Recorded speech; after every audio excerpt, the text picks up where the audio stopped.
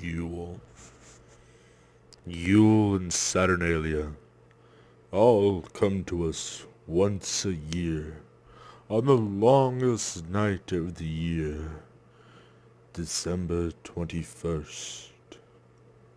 And on this night we light the great log, the Yule log, and let it burn through its longevity through the whole night, so that we may greet the new day's sun.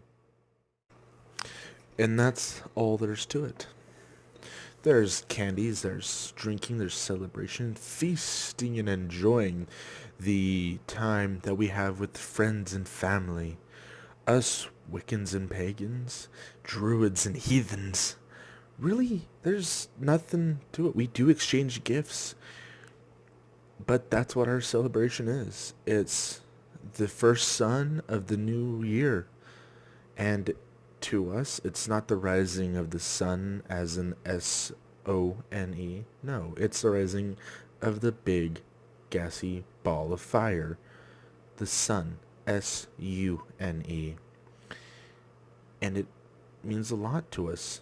I mean, if we survive the longest night of the year, hopefully we'll have a nice and wonderful year to come. Um, because that's how it was many, many, many years ago, before we had electric heating, before we had, decent windows and doors and eco-friendly shit. Okay, people would die in the middle of winter, and winter solstice had little to nothing to do with anything with the devil. Actually, not even little. It had nothing to do with anybody known as the devil or Satan. Okay, that's enough of that. Or Satan, because that wasn't anything part of the culture. Okay, all we did was seriously all we did was stay up through the night to make sure everybody survived. We all had a great time, and we got to see the sunrise together as a family, as a village. That's all there's to it. Okay? There is no three great men that come and visit a child in a manger. Out there. But tonight is specifically about Yule, because it is the longest night of the year, and it's something that is special to us, those who are intellectual and actual descendants of those who survived the colder regions of the European and our Euro-Asian areas. Now, and that's what it comes from, is because it's very cold up there, and so they used to light huge bonfires. And yes, there was goats that were slaughtered, as well as pigs and cows, to feast that entire evening. Okay? And yes, parts of them were thrown onto the fire to keep the fire going.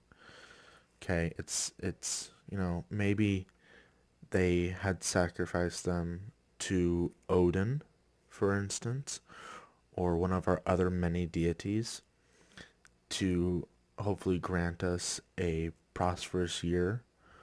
And I don't see why people think there's such a problem with pagans and Wiccans and heathens.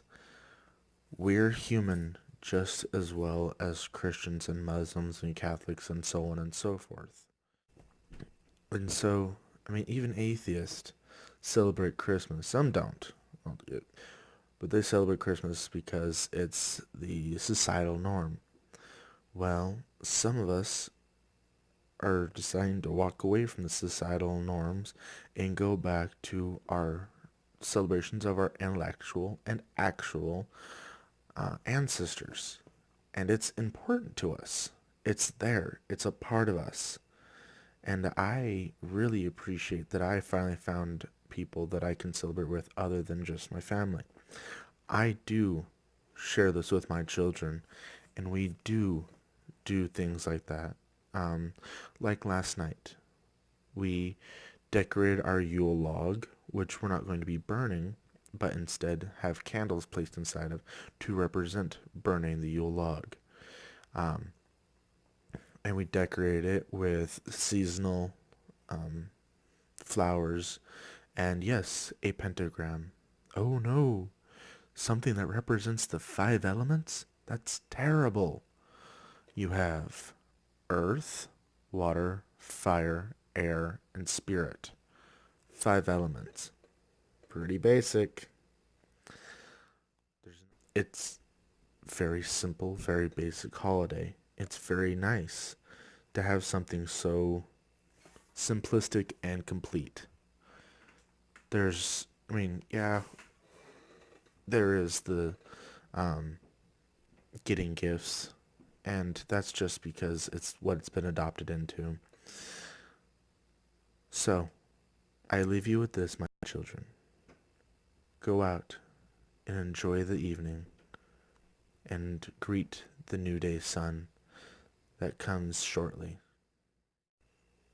If you like this video, do me a huge favor and hit that subscribe button above me, maybe even that little bell wherever it is, and leave a like. Maybe share with your friends if you thought this was educational or fun-occasional.